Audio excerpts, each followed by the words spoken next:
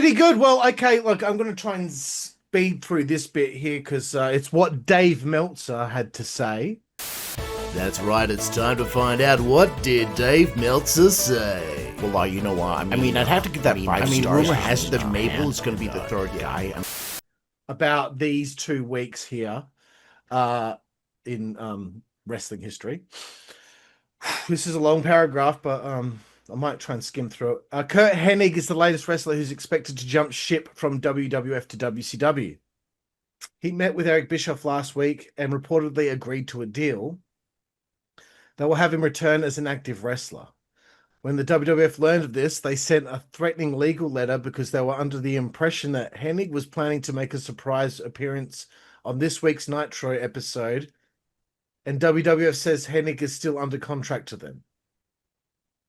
There's no word on how much longer Hennig's contract has, but as far as Dave knows, the plan isn't for Hennig to show up in WCW until February. Hennig was advertised for Livewire, didn't show up. Looks like WWF might have pulled him off TV. He's 38, collecting a disability insurance policy since he had a back injury from 91, blah, blah, blah. Hennig is reportedly in great financial shape, so he doesn't need the money. If he goes to WCW, he won't be able to use the Mr. Name, the Mr. Perfect name, since WWF owns the name, whatever. But like, again, this whole thing, like, why would he try and show up on Nitro if he was still under, like, why are WWF threatening? It just sounds like, again, like, do you not quite understand how this works? Like, it's like with Six. Why would he be ready to go on television if he's still not actually released from his contract? A bit silly. Anything there, Blade? No, yeah, it just doesn't sort of seem to logically make sense. And I guess the throwaway thought in my mind is kind of the situation that happened with Andrade going back to AEW recently off WWE, showed up on one thing and was immediately pulled off TV. And surprising that even that happened, right? So it's just like, yeah, there's absolutely no way that these wrestlers slash the organizations themselves would be stupid enough to take contracted wrestlers with other organizations and bring them in and then put them on TV or pay-per-view. Like, that's patently absurd. Kev, anything? I'm gonna go in the opposite this time around. I could see this being not 100% true, but pretty close to being true. Only because I know that it wasn't it Rick Rude when he did the jump when he appeared on that to that. That's when they stopped doing this because maybe Henning might be on some sort of like a handshake deal at this point in time, and his contracts run out. Because I heard that happen a lot back then, where it's like, that's more of your word. So probably Henning may have seen the writing on the wall here, and he wanted to get the hell out of there, and he wasn't getting used. And I could see some truth in the story. I think it was, as I said, Rick Rude that was the straw. It sort of broke the camel's back for that handshake deals, and everything had to be done, So yeah. I'm going to give Meltzer a pass here. I think there could be a bit of truth to this story. Right. Carl, do you know if at this point in time, like, and this probably might be quite an obscure question, but like, so they have like the non-compete clauses now in most of the contracts. Was that something that existed like back at that point as well? Like, no, I think when their contract was up, that was it. That's why. Right. That's why Nash was able to show up with Hall so quickly after. Yeah. Because, okay. His contract, I think, was a week later. Yeah. That it was coming up. I think because of this kind of shit, that's when they're like, okay, like, yeah, we got the 3-month thing because we're sick of like people just it's like the big surprise of somebody showing up when they were just on TV the prior week or whatever. Yeah. I'm guessing that's kind of the thing. But anyway, I'm sure that doesn't come into play. I've got a feeling the Rick Rude thing might have really pushed that into happening. But anyway, so Flair should be back in about 4 months apparently, and Jarrett's ankle injury wasn't as bad as expected, so because he's already back in the ring, blah, blah, blah. On Nitro, they keep hyping that the nWBro will be doing some sort of angle at the upcoming Cable Ace Awards show. And Dave doesn't have any details or info. Thanks, Dave. We'll give them, the people out there, some insight. The Sting storyline, this is killing me. The Sting storyline is apparently going to continue for a while because they taped upcoming several episodes of the weekend TV shows, and Sting will still, okay, get this, guys, okay? This tickles me so much, right? This just goes to show how much of a fucking nerd that Dave Meltzer is, right? Sting was still doing his silent, brooding Marcel Marceau gimmick. And those shows will be airing in late December. So Marcel Marceau is a famous mime actor, right? Which I was going to say harkens back to what you were saying about the mime thing earlier. Like, he does have the mime thing, but like, it's just funny to me that like he's not cluing in like The Crow. He probably doesn't know anything about The Crow, the film, the cool new film that's out. It's a fucking mime actor that was born in 1923. Why would they? But anyway, Kev, what did you think of any of this? I'm going to give Meltzer another pass here. Like he kind of does look like a little bit of a mime here, but you're right. He probably has no fucking idea about The Crow and the popularity of that. But you know, the rest of him, you could. It's hard not to see The Crow at that point in time and look at him going, okay, we can see where the influence comes here. He's got a trench coat, right? Yeah. Yeah. Well, does he at this point? It's more of like a jacket, isn't it? I don't know. Remember. Yeah, but yeah, his face paint does look a little mimey, but yeah, it's funny how he yeah. Next up, Hogan appeared on Regis and Kathy Lee wearing an NWO shirt to promote Santa with Muscles. Hogan said he plays a bad guy on TV, but he's still the same good guy he's always been. As for Santa with Muscles, it's getting terrible reviews, and it died in its opening weekend and only made $120,000. Wow. Speaking of, on the WCW hotline, they claimed that the channel, the USA Network, threatened WWF to improve their Raw ratings, or they would bump the show to midnight. WWF says that never happened, and they've added this claim to the ongoing lawsuit against WCW. David says that until all the lawsuit stuff is settled, the WCW hotline guys should probably shut the fuck up. Someone writes in and says WWF's clearly the better product. Dave responds, he thinks the internet and newsletters that reveal the results ahead of time are killing Raw. Dave responds and doesn't buy it, saying that probably only 2 to 3% of Raw's viewers are internet newsletter readers, so he doesn't think that Raw is being spoiled that much for people. Plus, they run one live show every few weeks, and the ratings don't do any better on those either. By being part of the so-called hardcore community, we get the feeling that we're the average viewer, and we're not. Interesting. Blade, what do you think of that? I think that's actually a credible explanation for at least that part of it. I do want to circle back to the point that was made before. I'm going to argue the other side of Kev's point, where I do believe that it is Meltzer not understanding pop culture, because it smacks very much of like when Glacier came in and he knew fuck all about Mortal Kombat.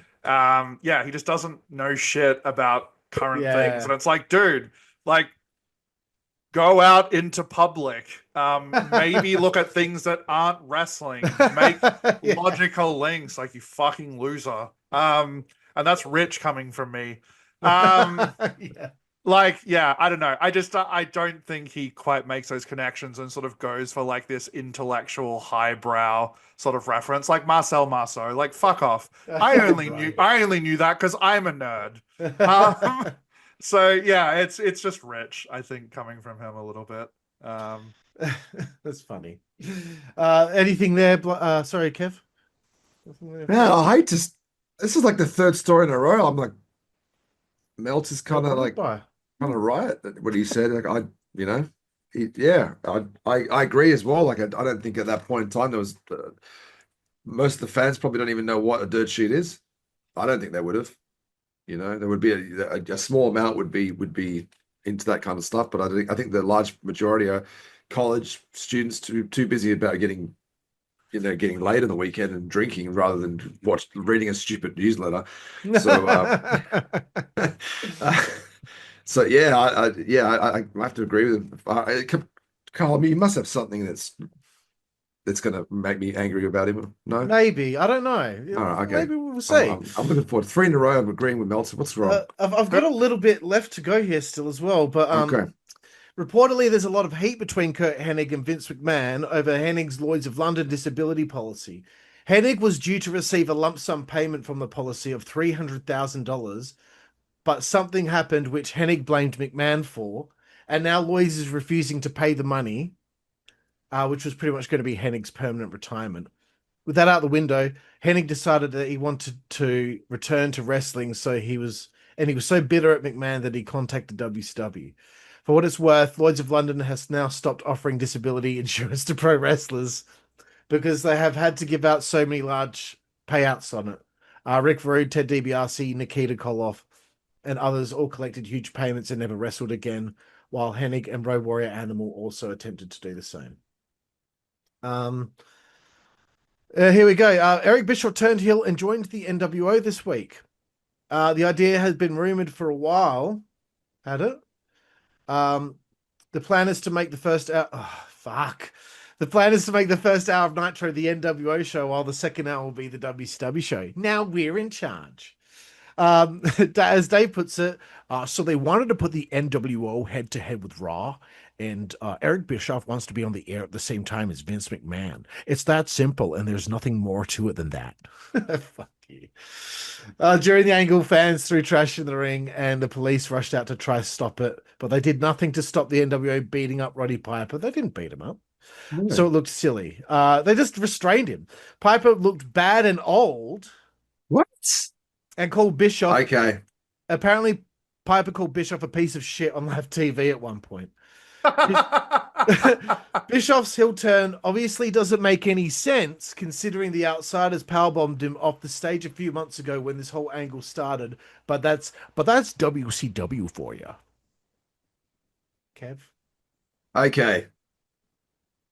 Now I'm not. Now shit's starting to. Now you're getting hot. Okay, so let's start with the Lloyd's of London. With Henning, with McMahon, I do see that.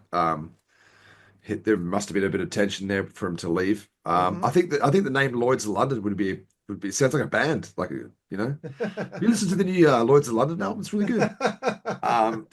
So what was it? What did you say this said? I've lost my train of thought. Like Hennig had 300,000 coming this way, but McMahon must have fucked him. So so he says this Bischoff turn doesn't make any sense. There's been a few breadcrumbs with this for a while. I mentioned about him going to the hotel, and then he didn't one pay-per-view just didn't turn up. Remember, he wasn't there, and they didn't know where he was, and there's a few little bits and pieces here. So here's the thing, right? This is what's annoying to me because it's like, Dave, just think, bro. Think.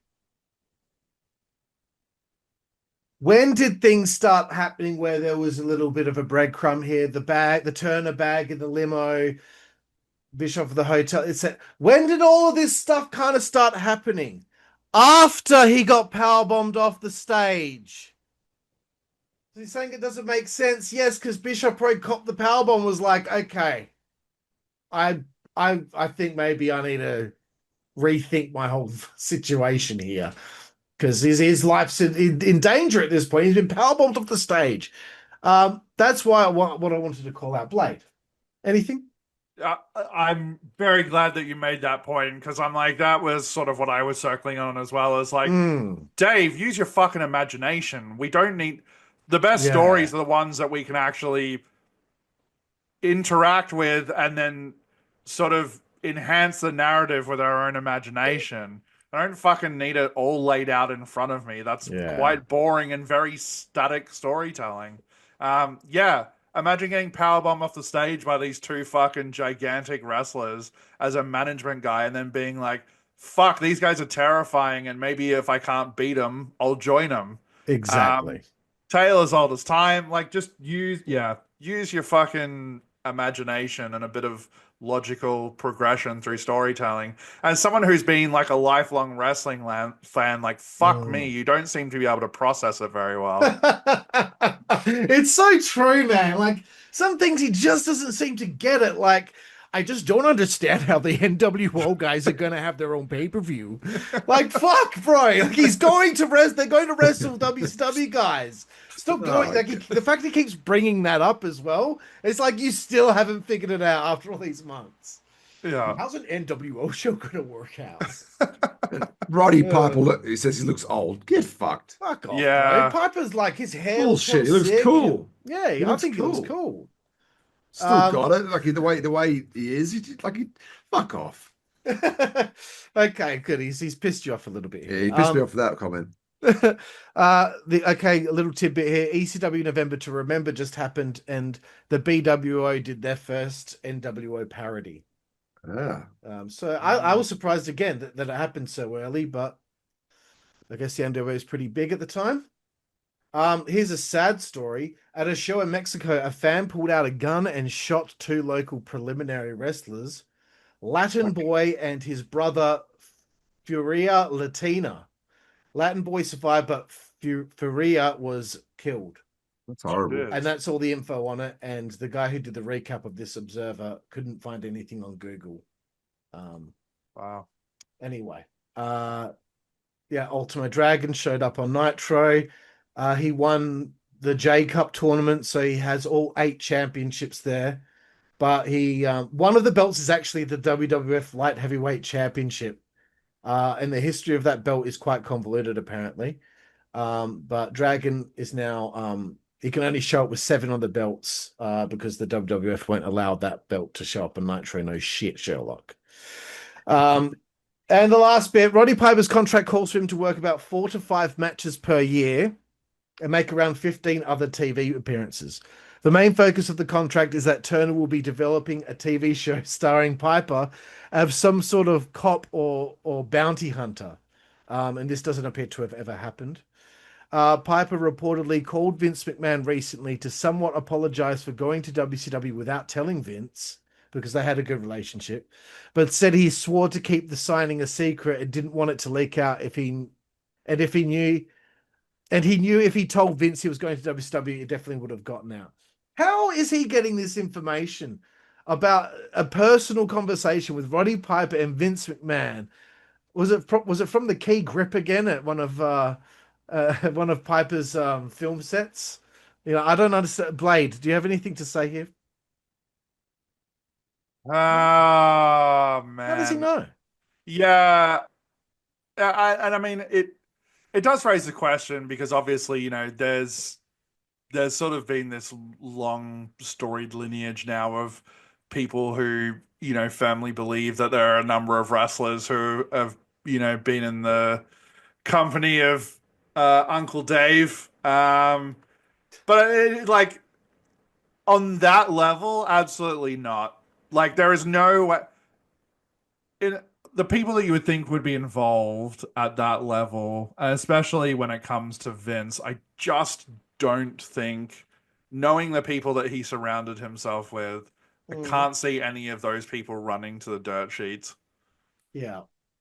I just can't, unless you've got people from the office doing it. But like, it seems like quite a stretch to me. Yes, I think so too. Kev, do you have anything to say? Yeah, I think this story is complete bullshit, and I'll tell you why. I know that Roddy Piper is probably a very smart businessman. What he wouldn't tell Vince McMahon, or at least make it known that, you know, this is a contract here for WCW, so he can get the most money possible. Why would he not? Would he just take this deal for WCW and not like explore that it might be a possible option with Vince that's more money? You know what I mean? He's not. I don't buy that for a second. I think there would have been some sort of, you know.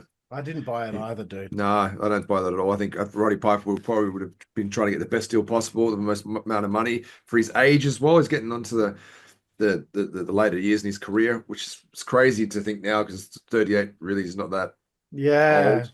That's the same age as I am now. But back then it was viewed as they're getting on. But now you see the guys only 50, 55 for his wrestling, no problem. So yeah, I think hang on. How old Piper at this point? He's 38. No, come on. That's crazy. Hang on. No, I got to double check this because it just doesn't seem right. Hang on. If they're saying 38's old, or maybe he was 38 in that clip. I don't know. I can't remember. Oh, right. How old was he in 1996? He was 42. Yeah, That's still not that fucking far off. young. yep, Yeah. That's how old are you, Kev? 42. Fucking. He looked old. Fuck you. You're an Yeah. asshole. He's a 42-year-old man. Like 2 years prior, he had his 40th. Fuck off. And you're his age, and I'm 37. Like Carl, you and I are not that far away. No, Like, so from that he age. looked old. Piss off. That's very offensive to me. Oh my god, that's very funny. Has Meltzer looked at his head? Jesus. Yeah, one of the rudest heads in the room. Okay, Well, let's. Well, that's why he's got a face for newslettering. He's got a head like a bloated asshole.